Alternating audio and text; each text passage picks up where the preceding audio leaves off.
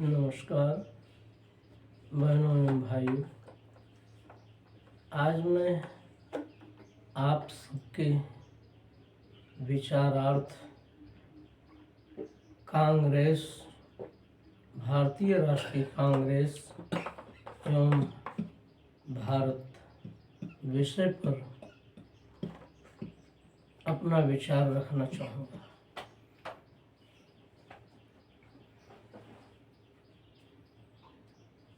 भारतीय राष्ट्रीय कांग्रेस अपने जन्म से ही ब्रिटिश हुकूमत की हितैषिणी रही है। ब्रिटिश हुकूमत के हितैषी के रूप में ही कांग्रेस का प्रादुर्भाव हुआ। उद्देश्य था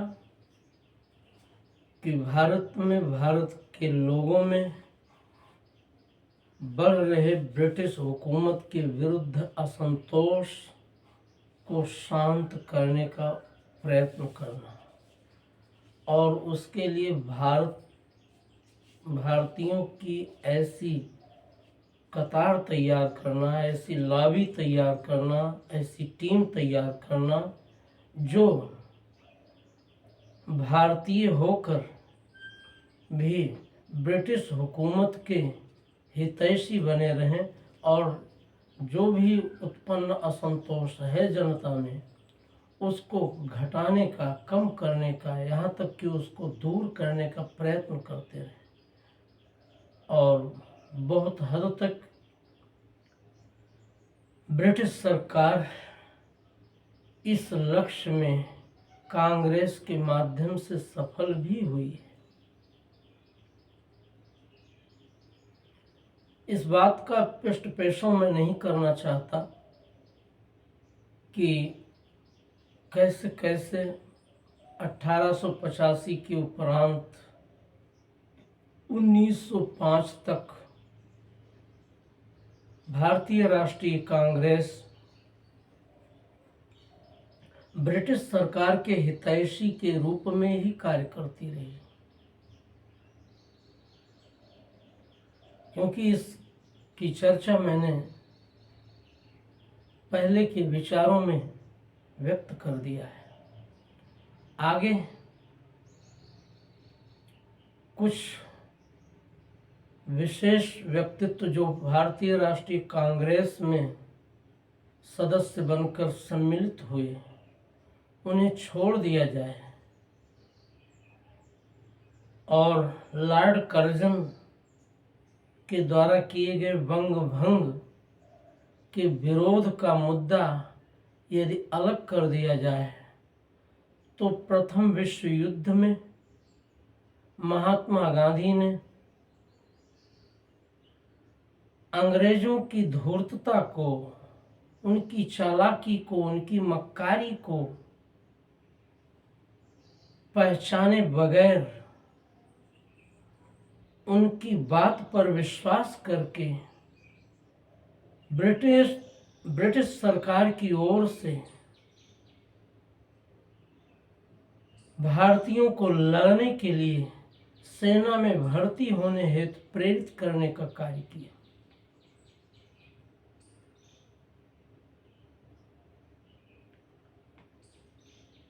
और उसके उपरांत जब 1918 में प्रथम विश्व युद्ध समाप्त हुआ और जब आदरणीय मोहनदास करमचंद गांधी जी की अवधारणा पर सीधे सीधे ब्रिटिश हुकूमत ने अपने रॉयलेट एक्ट के माध्यम से कुठाराघात कर दिया, तो भी महात्मा गांधी यानी मोहनदास करमचंद गांधी जी की आंख खुली नहीं। उसके बाद के जितने भी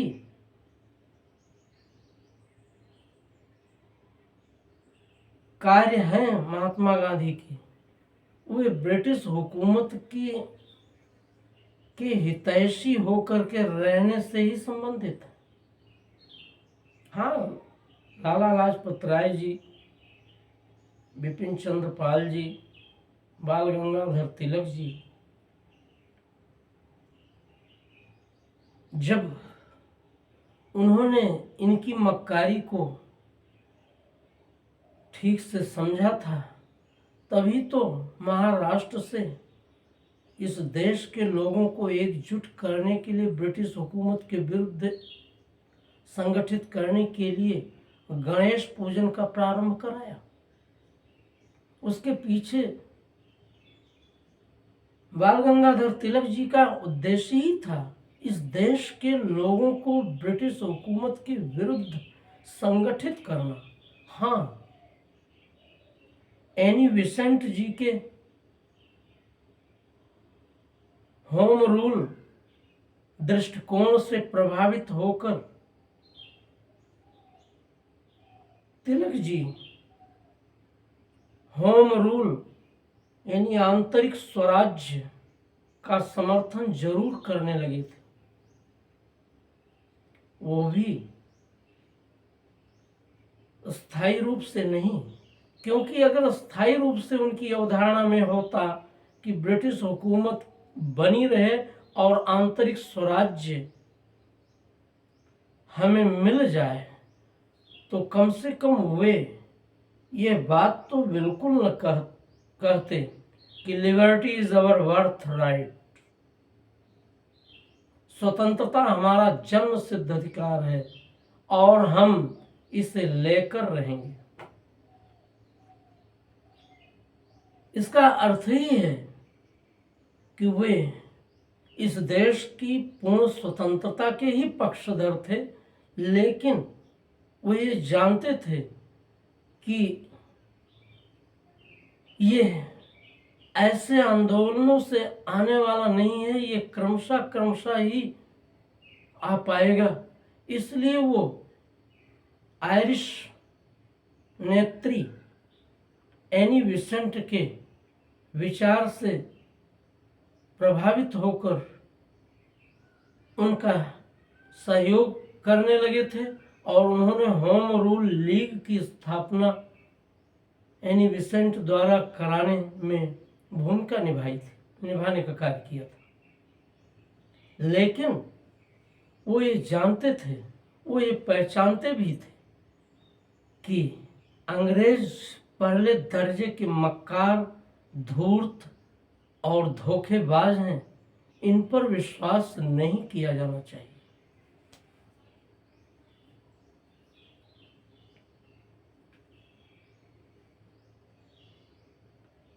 इसीलिए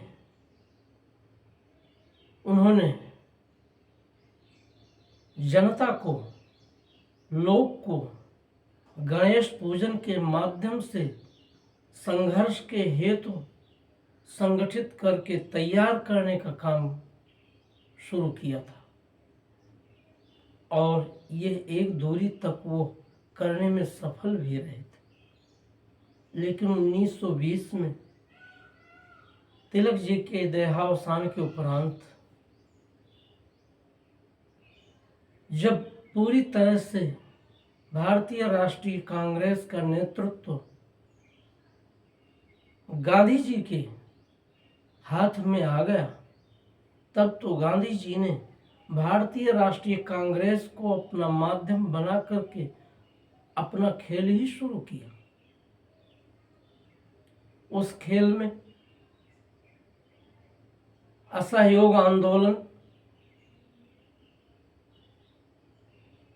को प्रारंभ किया गया और बिना सबको विश्वास में लिए 1922 में चौरी चौरा कांड को आधार बना करके उनके द्वारा उसे स्वयं के निर्णय से स्थगित करने का कार्य किया गया। फिर उसके बाद महात्मा गांधी जी ना तो उन्होंने कांग्रेस को किसी आंदोलन के लिए तैयार किया और न खुद उसका नेतृत्व किया। 1931 तक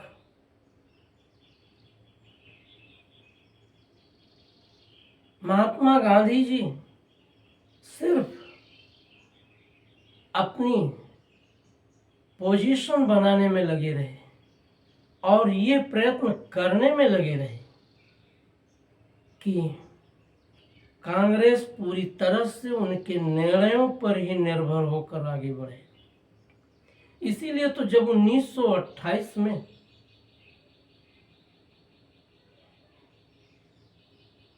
सुभाष चंद्र बोस ने उन्हें सुझाया कि बापूजी, अब विलंब हो रहा है, आपको ब्रिटिश हुकूमत के विरुद्ध आंदोलन छेड़ने का कार्य करना चाहिए, तो उनसे पूरी तरह से असहमत जताते हुए केवल इतना कहा कि मुझे कोई मार्ग नहीं सूझ रहा है, क्योंकि वो ये चाहते नहीं थे कि कोई और भारतीय राष्ट्रीय कांग्रेस में मुख्य भूमिका निभाए। वो तो ये चाहते थे कि भारतीय राष्ट्रीय कांग्रेस के जितने भी मेंबर हैं, भले ही इसी के बैनर तले इस देश के लिए, इस देश की स्वतंत्रता के लिए, इस देश की सामर्थ्य को जगाने के लिए लोग संगठित हैं, तो उन सबको अपने ही ग्लैमर, अपने ही ओरा मंडल के अंतर्गत उपयोग करने में महात्मा गांधी जी विशेष रूप से लगे रहे। सविनय अवज्ञा आंदोलन 1931 में और व्यक्तिगत सत्याग्रह 1931 से जब मोहनदास करमचंद गांधी जी ने छेड़ा, तो फिर जाकर के वायसराय से उन्होंने बिना अपना लक्ष्य पाए हुए ही समझौता कर लिया। एक भी ऐसा उदाहरण महात्मा गांधी जी का नहीं है जिसमें उन्होंने जिस उद्देश्य को लेकर के आंदोलन छेड़ा, उसकी पूर्ति हो जाने के बाद उन्होंने समझौता किया। स्वयं ही आंदोलन प्रारंभ करते थे और स्वयं ही जब मर्जी होती थी तो स्थगित कर देते थे। बस इस उद्देश्य से स्थगित करते थे कि ब्रिटिश हुकूमत के वे हितैषी बने रहें, ब्रिटिश हुकूमत उनको महत्ता देती रहे।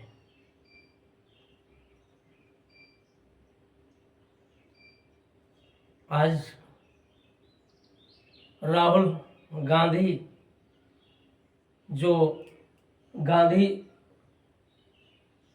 का उपनाम उन्होंने धारण किया है, उसके बारे में बहुत कुछ मुझे कहने की अब आवश्यकता नहीं है।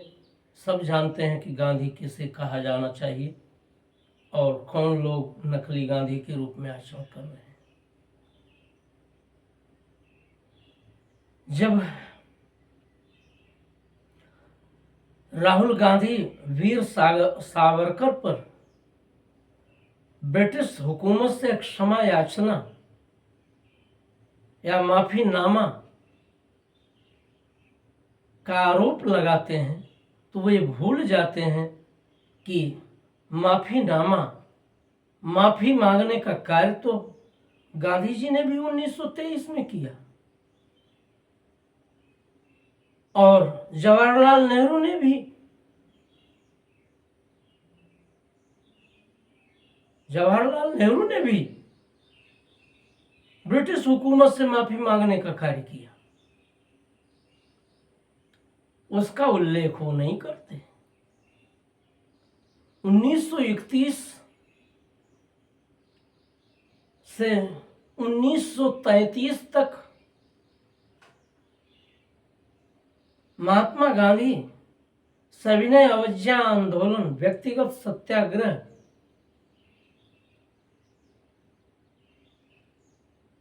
का दिखावा करते हुए दिखाई देते हैं,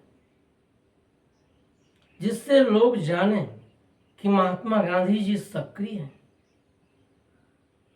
लेकिन जब सुभाष चंद्र बोस जी साबरमती जाकर उन्हें 1931 में भगत सिंह, सरदार भगत सिंह, राजगुरु, बटुकेश्वर दत्त और सुखदेव को, उसमें भी बटुकेश्वर दत्त को तो केवल कारावास का दंड मिला था, लेकिन इन तीनों को तो मृत्यु दंड दिया गया था। उसको कम कराने के लिए जब सुभाष चंद्र बोस साबरमती से गांधी जी को लेकर के आते हैं, तो अंग्रेजों की ही तरह भगत सिंह को, राजगुरु को आतंकवादी करार करते हुए महात्मा गांधी जी दिल्ली आकर और वायसराय से वार्ता करने से इनकार कर देते हैं। और इतने नहीं,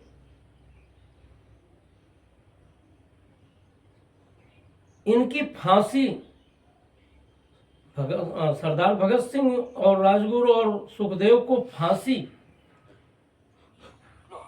देने का ब्रिटिश हुकूमत से समर्थन तक कर देते हैं। और उसके बाद भी हम उनको भारत की स्वतंत्रता का सिरमौर शलाका पुरुष मानने का आचरण करते हैं। 1933 से तो महात्मा गांधी ने 1942 तक किसी भी प्रकार का ब्रिटिश हुकूमत के विरुद्ध आंदोलन भी नहीं किया। 1942 में उन्होंने आंदोलन, भारत छोड़ो आंदोलन का आह्वान तब किया जब उनको लगा कि सुभाष चंद्र बोस अपने अभियानों के कारण उनकी लोकप्रियता से कहीं आगे निकल गए।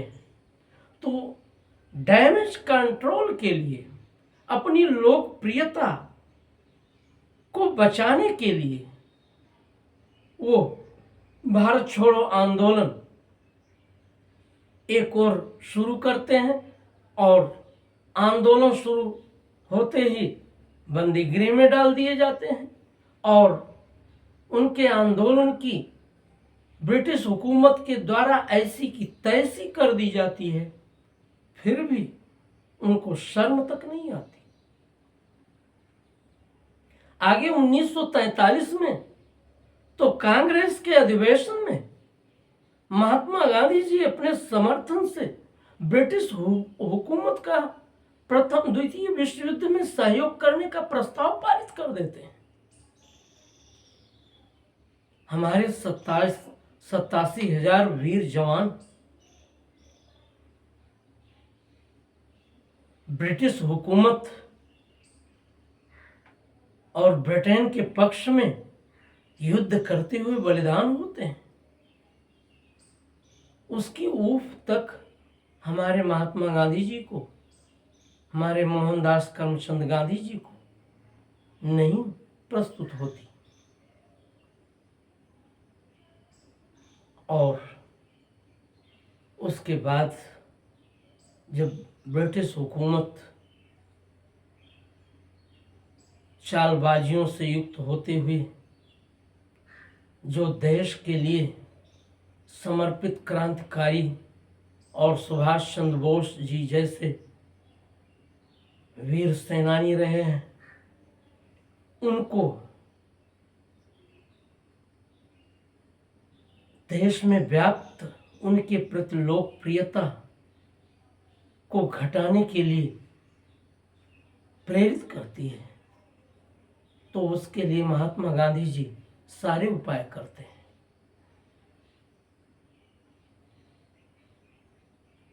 ये सब और आगे चल करके जानबूझ करके सत्ता का हस्तांतरण 2 सितंबर 1946 को ब्रिटिश झंडे के तले षड्यंत्र करके जवाहरलाल नेहरू के हाथों में महात्मा गांधी जी के द्वारा सौंपवा दिया जाता है।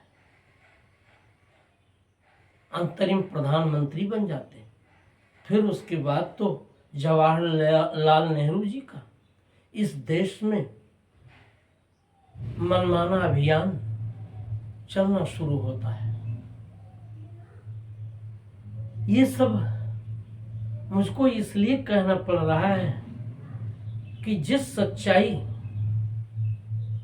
को इतिहास में दर्ज होने की जरूरत थी, वो सारी सच्चाई तो ढांक करके, छिपा करके इतिहास का वो रूप हमारे सामने रखा गया, मानो इस देश को आजादी बस कांग्रेस के आंदोलनों से मिली, जैसे देश के और सारे लोग जो हैं कुछ नहीं थे। जबकि स्वयं ब्रिटिश प्रधानमंत्री मिस्टर एडमंड एटली इस बात से स्पष्ट इनकार करते हैं कि उन्होंने भारत को स्वतंत्र करने का निर्णय भारतीय राष्ट्रीय कांग्रेस एवं महात्मा गांधी के आंदोलन से प्रभावित होकर के किया। वो तो साफ साफ कहते हैं कि जब भारतीय सेना हमारे वश में नहीं रही और आज़ाद हिंद फौज और सुभाष चंद्र बोस के अभियानों ने ब्रिटिश हुकूमत की चूल्हें हिला दी, उनको लगा कि अब इस देश पर अपनी सत्ता स्थापित किए रहना हमारे लिए संभव नहीं। तब कहीं जाकर ब्रिटेन ने इस देश के टुकड़े टुकड़े करने की साजिश करते हुए इस देश को स्वतंत्र करने का निर्णय लिया। और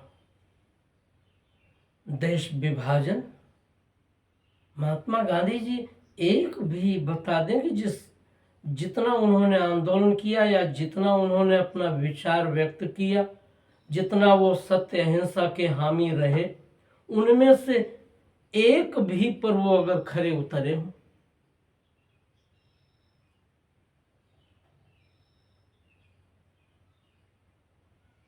जब 1942 का 8 अगस्त 1942 का भारत छोड़ो आंदोलन उनके नियंत्रण से पूरी तरह से दूर हो गया, क्योंकि वो जेल में बंद कर दिए गए, वहां उनको यातनाएं दी गई। तब उन्होंने करो या मरो का नारा केवल इसलिए दिया जिससे देश की जनता में जोश आए और सुभाष चंद्र बोस के द्वारा आज़ाद हिंद फौज के माध्यम से जो ब्रिटिश हुकूमत के विरुद्ध अभियान छेड़ा गया है, युद्ध अभियान छेड़ा गया है, उसके कारण जो लोकप्रियता सुभाष चंद्र बोस की पूरे देश के जन जन में व्याप्त हुई है और महात्मा गांधी की आलोचना होने लगी है, उस सब को कम करना और अपनी साख बनाना, यही उद्देश्य लेकर उन्होंने वो आंदोलन छेड़ा। और उसके बाद आगे चल करके जो जो कृत्य, ये तो कहिए जो जो कृत्य देश के विरुद्ध कांग्रेस ने किया है, उस सब का पन्ना अगर ठीक से अनावृत किया जाए तो सब स्पष्ट हो जाएगा कि देश का विरोध, देश हित का विरोध, भारत की राष्ट्रीय एकता का विरोध और इसको खंड खंड करने का उपक्रम अगर किसी ने किया तो भारतीय राष्ट्रीय कांग्रेस और महात्मा गांधी जी, नेहरू जी, इन्हीं लोगों ने जो कुछ देश संगठित हुआ, उस सब में सरदार वल्लभ भाई पटेल की ही भूमिका रही। अगर नेहरू जी की चली होती तो भारत तो न जाने कितने टुकड़ों में बटा हुआ होता। वैसे भी वो अपने चहेते मित्र शेख अब्दुल्ला के लिए एक देश कश्मीर के रूप में प्रवर्तित करना चाह रहे थे और लिया अपने ही मित्र लियाकत अली खान के लिए पाकिस्तान के प्रवर्तित होने का समर्थन कर रहे थे। नहीं तो अगर कितनी भी स्थिति में मुस्लिम लीग अपनी पर आई होती, आखिर नोआखाली रक्तपात हुआ ना। मुस्लिम लीग ने सोहरावर्दी के नेतृत्व में बंगाल में बंग प्रांत में जो कहर ढाने का कार्य किया, कितने लाखों लाख हिंदुओं का कत्ल हुआ, लाखों लाख सनातन धर्मावलंबियों का कत्ल हुआ। महात्मा गांधी जी के मुंह से ऊफ तक नहीं निकली और उल्टे मुस्लिम लीग का निरंतर समर्थन करने का और उससे ही वार्ता करने का उपक्रम 1907 से ही महात्मा गांधी जी ने शुरू किया और जो अंत तक बना रहा। जो इस देश का हित नहीं चाहता, उसके साथ खड़े रहने के पीछे महात्मा गांधी जी की कौन सी कमजोरी थी? उनकी कमजोरी तो एकमात्र जवाहरलाल नेहरू जी थे। उनके लिए किसी भी हद तक जाने के लिए महात्मा गांधी जी हमेशा तैयार रहे। और सरदार वल्लभ भाई पटेल को मिलने वाला प्रधानमंत्री का अवसर बलपूर्वक, षड्यंत्र पूर्वक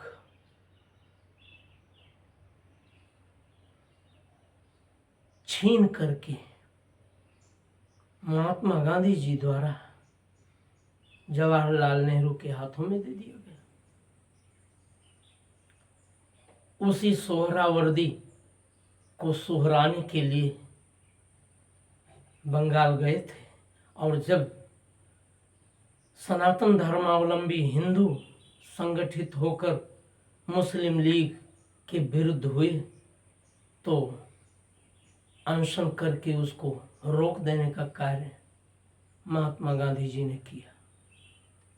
जब तक सोहरावर्दी अपने कृत्य कर रहा था, जब तक रक्तपात चारों तरफ बढ़ा हुआ था सोहरावर्दी के नेतृत्व में मुस्लिम लीग द्वारा, तब तक गांधी जी ने एक भी शब्द नहीं कहा। और जैसे ही हिंदू संगठित होकर मुस्लिम लीग के विरुद्ध हुए तो उनका अनशन आड़े आ गया। केरल के मोपला में जो नरसंहार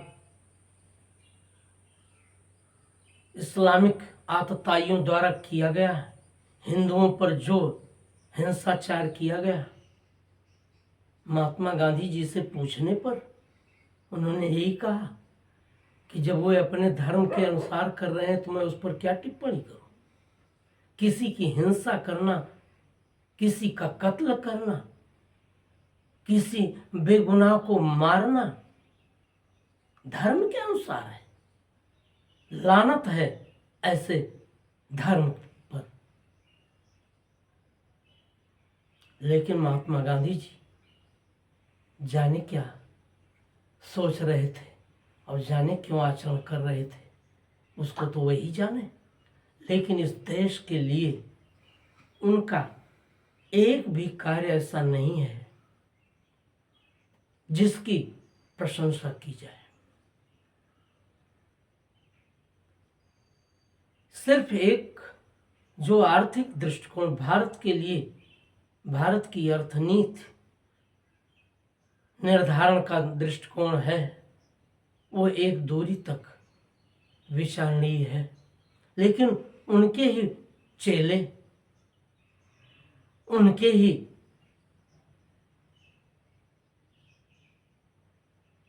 वागपुत्र, उनके ही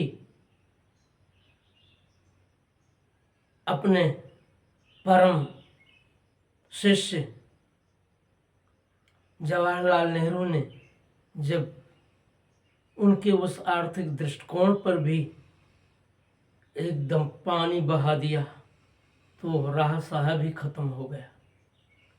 उनका खादी ग्रामोद्योग का आंदोलन सरकार के भरोसे आगे चलने लगा था। आगे अगर देखते जाइए तो आप सबको मिलेगा कि किस तरह से जवाहरलाल नेहरू जी प्रधानमंत्री पद पर अंतरिम रूप से स्थापित होने के उपरांत भी कश्मीर के भारत विलय के आंतरिक रूप से विरोधी रहे हैं, क्योंकि वे कश्मीर का प्रधानमंत्री जो शेख अब्दुल्ला को देखना चाहते थे, जिसने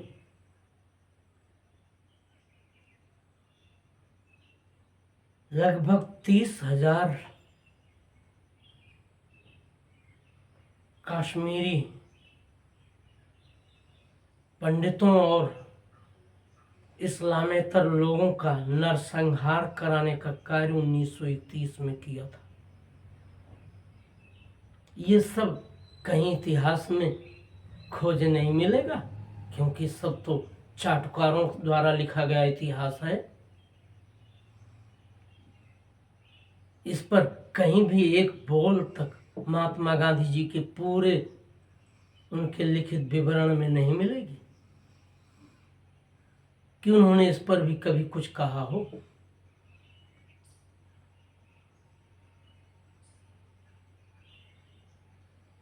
ये सब ये सिद्ध करता है कि महात्मा गांधी जी और उनकी कांग्रेस ब्रिटिश हुकूमत की हितैषिणी रही है, उसके हित के लिए ही कार्य करती रही है। और देश को जो तथाकथित स्वतंत्रता मिली, उसके उपरांत ना तो देश की सीमाओं की रक्षा का प्रबंध करने का दृष्टिकोण महात्मा गांधी जी ने प्रस्तुत किया, और न पंडित जवाहरलाल नेहरू ने उस पक्ष में कोई अपनी दिलचस्पी ही दिखाई। उल्टे पाकिस्तान के हाथों गिलगित और बाल्टिस्तान, जो कश्मीर का, हमारे कश्मीर का इलाका था, उसको गंवा बैठे। उस सबको जानिए ना, उसको जानने की जरूरत है कि जानबूझकर कश्मीर को, जो हमारे देश का एक अनिवार्य भाग हो चुका था, उसको कैसे पाकिस्तान के हाथों जाने देने का कार्य नेहरू जी ने किया। और 1 जनवरी 1948 में संयुक्त राष्ट्र सुरक्षा परिषद में आवेदन पत्र भी देकर नेहरू जी के द्वारा कश्मीर मसले को और भी उलझाने का कार्य कर दिया गया। एक भी कोई ऐसी राष्ट्रीय समस्या लोग बताएं जिसको नेहरू जी ने हल किया हो। नेहरू जी ने ये कहा, नेहरू जी ने वो कहा, अरे नेहरू जी ने किया क्या, ये भी तो देखा जाना चाहिए। हाँ, आप उदाहरण देंगे कि भारत में बड़े बड़े जो उद्योग लगे, भिलाई स्टील प्लांट लगा, दुर्गापुर का लगा, और वहाँ का उड़ीसा का जो भी स्टील प्लांट लगा, वो नेहरू जी की देन है। अरे वो भाड़ में जाए ऐसा प्लांट। देश को संगठित करने, देश को एक करने और देश को समृद्ध करने के लिए देश की सीमाओं की व्यवस्था करने का काम यदि नेहरू जी कर सके होते तो हम उन्हें प्रशंसित करते। लेकिन चीन को अपना भाई बनाने के चक्कर में, और ख़ास बात तो ये थी कि नोबेल पुरस्कार पाने नोबेल शांति पुरस्कार पाने के चक्कर में उन्होंने एक और संयुक्त राष्ट्र सुरक्षा परिषद में स्थायी सदस्यों का अवसर गंवाया, उसको चीन के हाथों जाने दिया। फिर उसके बाद चीन के हाथों में अपनी बहन विजय लक्ष्मी पंडित और अपने बड़े अच्छे मित्र और कम्युनिस्ट और चीन के समर्थक रक्षा मंत्री वी.के. कृष्ण मेनन के ही कहने पर आकर के चीन के हाथों की कठपुतली बनकर के नेहरू जी रहे थे। चीन ने जो चाहा वो सब भारत के विरुद्ध किया और भारत ने केवल चीन की गतिविधियों का आंख मूंद कर समर्थन किया, तिब्बत पर कब्जा हो जाने दिया, चीन का तिब्बत पर कब्जा हो जाने दिया। फिर भारत पर चीन के द्वारा आक्रमण कर दिए जाने पर कोई सैन्य तैयारी इस देश की ओर से नहीं होने के कारण भारतीयों को, भारत के लोग, भारत के सैनिक, भारत के जन कितने पराक्रमी होते हैं दुनिया को पता है, प्रथम विश्व युद्ध और द्वितीय विश्व युद्ध के माध्यम से। लेकिन भारत को शर्मनाक हार झेलनी पड़ी आदरणीय नेहरू जी के कारण, उनके रक्षा मंत्री वी.के. कृष्ण मेनन के कारण और उनकी बहन विजय लक्ष्मी पंडित के कारण।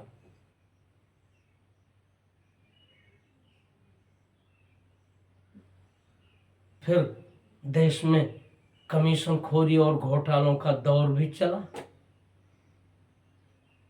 सेना के लिए जीप खरीद घोटाला उनके चहेते रक्षा मंत्री वी.के. कृष्ण मेनन द्वारा किया गया, फिर भी उनको रक्षा मंत्री बनाए रखा गया। वे वी.के. कृष्ण मेनन भारतीय सेना की गुप्त जानकारियां चीन के हाथों विजय लक्ष्मी पंडित से मिलकर के देता रहा, रूस को देता रहा, चीन को देता रहा और नेहरू जी उसकी ओर से आंख मूंदे रहे।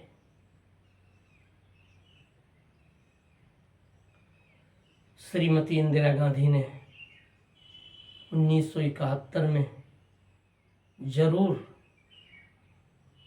और लाल बहादुर शास्त्री जी के नेतृत्व में जो 1965 का भारत पाक युद्ध है उसमें भारत को विजय तो मिली, लेकिन हमने पाया कुछ नहीं, गंवाया सब कुछ।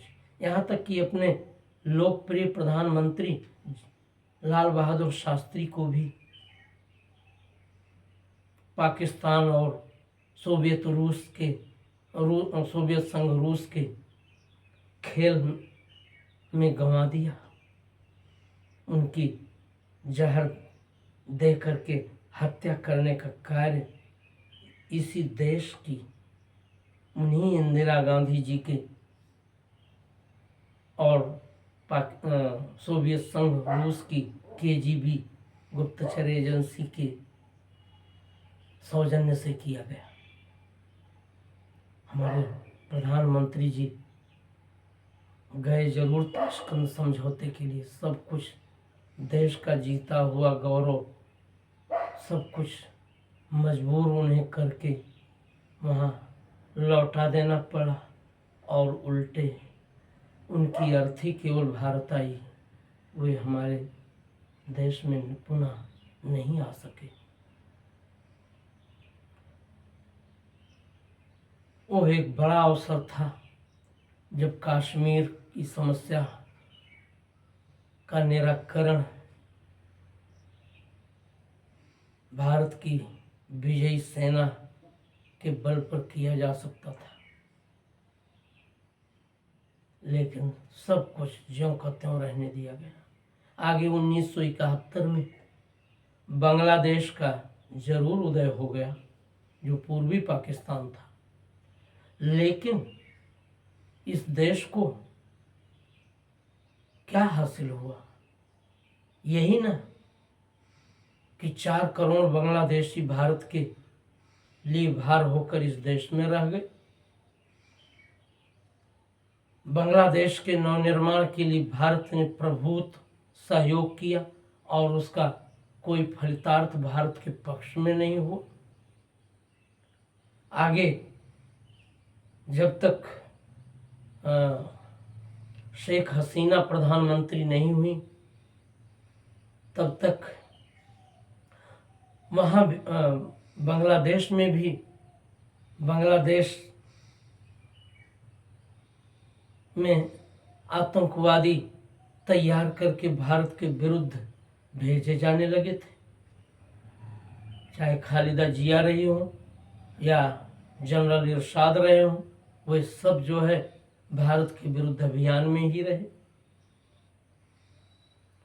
1971 में जो 93,000 पाक सैनिक आत्मसमर्पण कर बैठे थे भारतीय सेना के समक्ष, अगर श्रीमती इंदिरा गांधी ने दूरदर्शिता दिखाई होती तो उसी समय शेष कश्मीर जो गिलगित और बाल्टिस्तान का इलाका है उसको पाकिस्तान से खाली करवाने का कार्य कर लिया होता कि ये सैनिक तब आपको वापस किए जाएंगे जब आप पूरा कश्मीर छोड़ देंगे।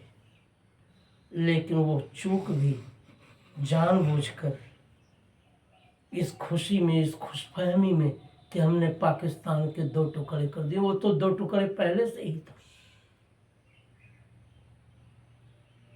कुल मिलाकर के देश का बड़ा नुकसान किया गया। आगे तो पाकिस्तान ने प्रॉक्सी युद्ध लड़ना शुरू किया और हम केवल पाकिस्तान को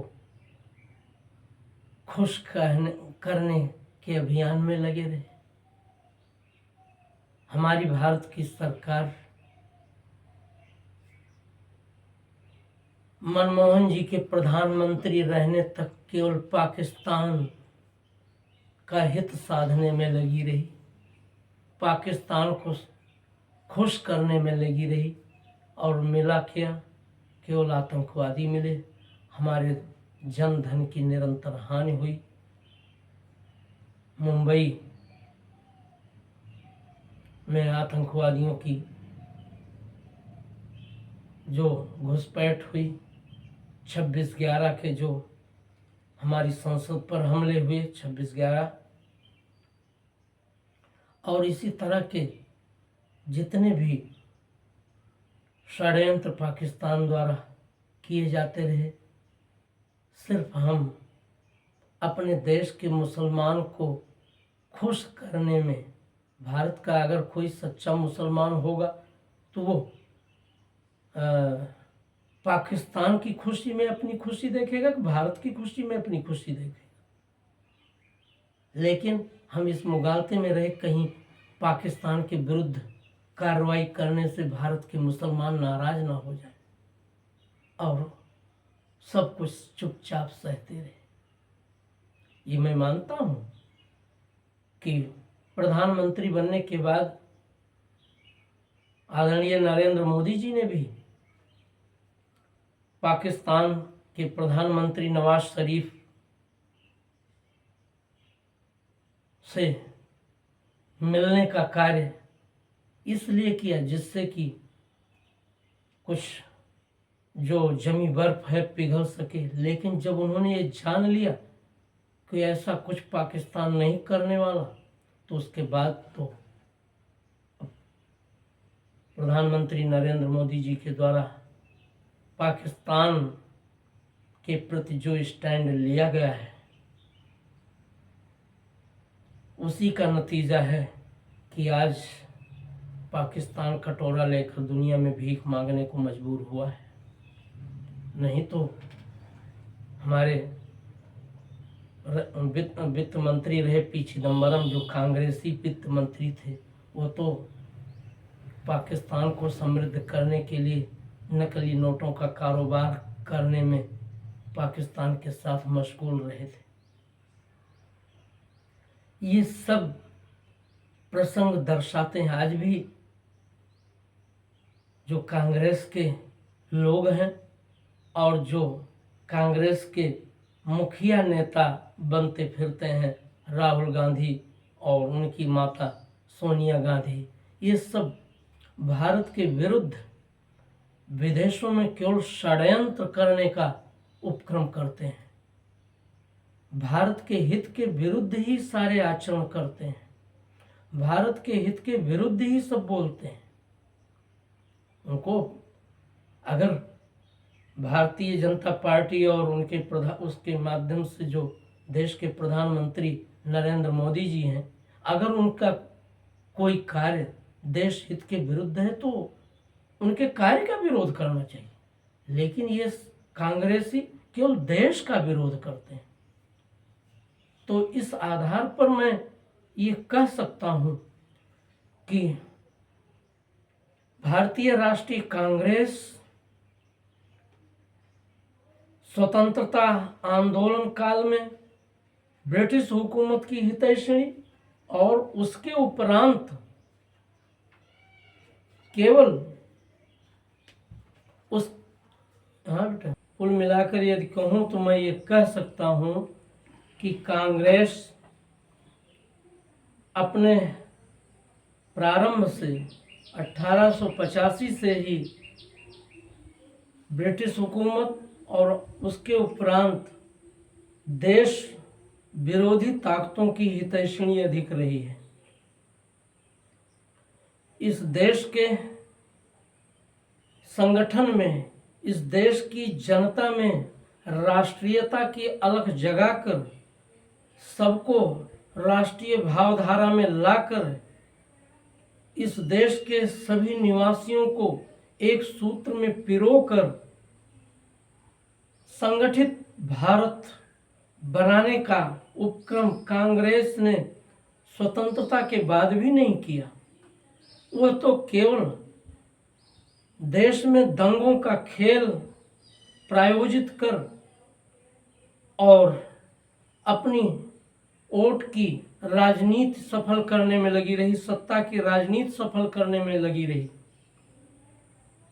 अगर इस आधार पर समझा जाए तो ये साफ साफ कहा जाएगा कि भारतीय राष्ट्रीय कांग्रेस देश की सम्यक हितैषणी न होकर देश विरोधी ताकतों को समर्थन देने और देश को नुकसान पहुंचाने में ही अधिक भूमिका देने वाली रही है। उसने सिर्फ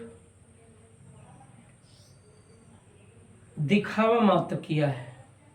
जो मूल कार्य कांग्रेस को सत्ता में रहते हुए करना चाहिए था, सत्ता मिले या न मिले, देश एक रहे, देश संगठित रहे, इसके लिए प्रथमतः काम करने की जरूरत थी, जिसको कांग्रेस ने अनदेखा किया। और जब उसके हाथ से सत्ता निकल गई तो उसने देश विरोध का जो आचरण करना शुरू किया है वो और भी पीड़ादायक है। सारे कृत्य कांग्रेस के देश के विरुद्ध ही रहे हैं। बंगाल में ब्रिटिश हुकूमत के रहते जो कृत्रिम हड़ताल, ये कृत्रिम अकाल प्रायोजित करके अंग्रेजों के द्वारा लाखों लोगों को काल कवलित करने का कार्य किया गया। भारतीय राष्ट्रीय कांग्रेस ने उस काल में एक बार भी उसको आलोचना का विषय नहीं बनाया।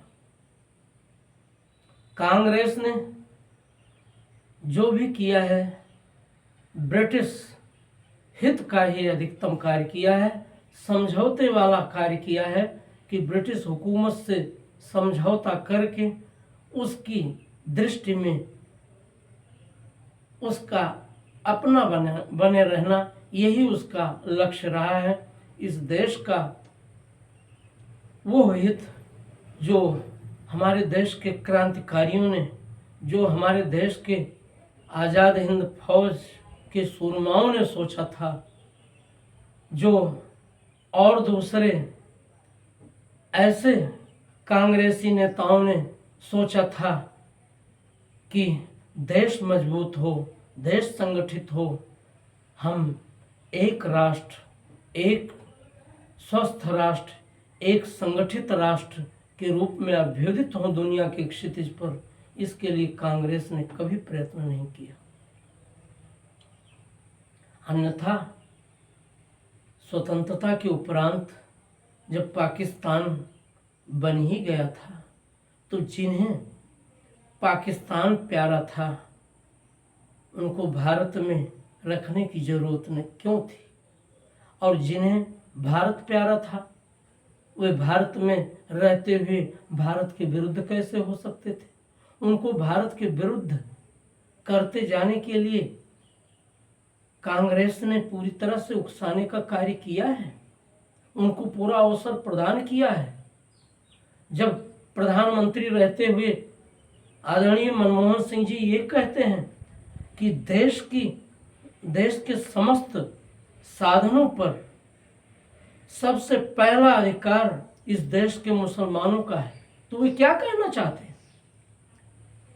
अगर वे कहते कि देश के संसाधनों पर पहला अधिकार इस देश के समस्त नागरिकों का है, वे चाहे किसी भी मत संप्रदाय वाले हो, तो उनकी प्रशंसा की जाती है। लेकिन केवल सांप्रदायिक उन्माद को, आतंकवादी गतिविधियों को, इस्लामिक अतिवाद को बढ़ावा देने के लिए कांग्रेस देश के विरुद्ध खेलने का कार्य कर रही थी। और यदि कांग्रेस की चल गई होती तो उन्होंने ये कानून भी बना दिया होता कि अगर कोई मुसलमान आरोपी हो किसी इस्लामेतर व्यक्ति के विरुद्ध आचरण करते हुए, तो भी उसको आरोपी सिद्ध करने का काम उस मुसलमान भाई को नहीं, उस मुसलमान व्यक्ति को नहीं, बल्कि उसे करना होगा जो इस्लामेतर है। और यदि किसी इस्लाम मतावलंबी व्यक्ति के विरुद्ध इस्लामेतर किसी व्यक्ति द्वारा कोई कार्य किया गया हो, तो उसके लिए गैर जमानती वारंट और उसके साथ साथ उसको अपना आरोप खुद ही सिद्ध करना होगा, या अपने ऊपर लगे आरोप को गलत खुद ही सिद्ध करना होगा। उसके लिए उसके ऊपर लगे आरोप को सिद्ध करने के लिए इस्लाम मतावलंबी से कुछ भी नहीं पूछा जाएगा, उसका पूर्ण संरक्षण दिया जाएगा। क्या ये न्यायिक कानून है? क्या ये इस देश के हित के अनुकूल कानून है? लेकिन ये बनाया तो जाने लगा था, विधेयक तो प्रस्तुत कर दिया गया था, बस पारित नहीं हो पाया, यही इतनी बात थी। कौन नहीं जानता कि इस्लामिक आतताई आक्रमणकारियों ने इस देश की संस्कृति और इस देश के लोगों को मिटाने के लिए क्या क्या नहीं किया। इस देश के लोगों की आस्था के केंद्र मंदिर ढहाए गए, उनके आराध्य को पांव तले कुचलने का तक का कार्य उन इस्लामिक आतताइयों द्वारा किया गया। और उसके बाद भी ये कहा जाता है कि हिंदू सनातन धर्मावलंबी और दूसरे इस्लामेतर मतावलंबी चुप रहे हैं। जब उन्होंने अपने लिए पाकिस्तान मांग लिया तो जो इस देश में रह रहे हैं वे इस देश के होकर, इस देश के समस्त निवासियों के साथ होकर रहे। उसमें भी अल्पसंख्यक बहुसंख्यक का मसला पैदा कर दिया गया संविधान के माध्यम से। क्या 25-30% की आबादी अल्पसंख्यक है? और फिर जब सारे कानून सब पर एक साथ लागू होते हैं तो ये अल्पसंख्यक और बहुसंख्यक का सवाल कैसे हो जाता है? जब विधि के समक्ष समता के अंतर्गत सभी निवासी जो इस देश में रह रहे हैं सब एक समान हैं, तो फिर अल्पसंख्यक बहुसंख्यक का मसला क्यों? वक्फ बोर्ड क्यों? नेहरू और उनकी कांग्रेस से क्यों नहीं पूछा जाता कि वक्फ बोर्ड को इतने असीमित अधिकार देकर के किसी भी संपत्ति पर उनको कब्जा कर लेने का असीमित अवसर देने का कार्य नेहरू जी के द्वारा 1951-52 से क्यों कर दिया गया?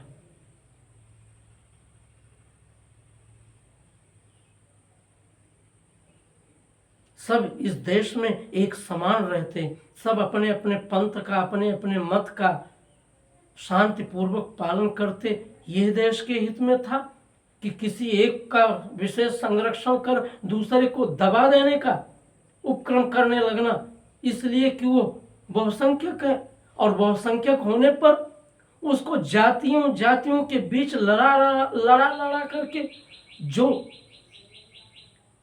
गंदा खेल कांग्रेस के द्वारा शुरू से किया गया, क्या ये विचारने के लिए अवसर नहीं प्रदान करता है कि कांग्रेस, भारतीय राष्ट्रीय कांग्रेस 1885 से आज पर्यंत किसी भी रूप में देश हितैषिणी नहीं रही है। उसने केवल देश हितैषिणी होने का आवरण मात्र ढाला है। पटेल जी के कार्य को कांग्रेस से जोड़कर देखने की जरूरत नहीं है। वो ऐसे व्यक्तित्व ही थे कि उन्होंने 562 देशी रियासतों को एक सूत्र में पिरोने का कार्य कर डाला। नेहरू जी चाहते तो वो भी न होता, नेहरू जी की चली होती तो वो भी न होता, और जहां चली वहां कुछ नहीं हो पाया। ये सब जानते हैं। जो कांग्रेस में रहकर देश के लिए कार्य करने वाले लोग रहे हैं, देश हित के लिए कार्य करने वाले लोग रहे हैं, उनके व्यक्तित्व को उन पारंपरिक कांग्रेसियों जिसमें गांधी जी, नेहरू जी, इंदिरा जी आदि सम्मिलित थे, उनको नहीं परिगणित किया जाना चाहिए। इस सब के आधार पर आप सबसे निवेदन है कि आप सब कांग्रेस के चरित्र को ठीक से निकट से समझने का कार्य करें, और देश में जो आज भी अनदेखा अनबूझा इतिहास है जो लोगों के समक्ष नहीं आया है, उसको प्रकट में ला करके उसके आधार पर ये निश्चित करें कि देश के हित में कार्य करने वाले कौन लोग हैं और देश के विरुद्ध कार्य करने वाले लोग कौन हैं। ये सब अगर नहीं देखा गया तो देश को बहुत नुकसान उठाना पड़ेगा। हमारे देश में आज तक जितना खून बहा है तरह तरह के षड्यंत्रों के कारण, वो आगे न बहे, ये देखने की जरूरत सबको है। मैं इस देश के सभी निवासियों से कहता हूँ, कोई चाहे हिंदू हो, चाहे मुसलमान हो, चाहे और किसी मत के मानने वाले हों, चाहे ईसाई हों, वे सभी पहले भारत माता के सपूत बने, भारत माता के लाडले बने और भारत माता के होकर के सच्चे भारतीय होकर ही जो कुछ भी बनना चाहे बने, अन्यथा केवल दिखाने के लिए हाथी के दांत और दिखाने के और की तरह आचरण इस देश में जो लोग कर रहे हैं, उनसे इस देश की जनता को सावधान होने की जरूरत है। सभी को एक समान, एक कानून, एक व्यवस्था में लाने की जरूरत है। किसी भी प्रकार का भेदभाव कानूनी आधार पर नहीं होना चाहिए, ये स्थापित करने की जरूरत है। इन्हीं शब्दों के साथ आप सबको मेरा धन्यवाद। आप सभी से अपने विचार प्रसार का विषय बनावें, सब्सक्राइब जरूर करें। जय हिंद।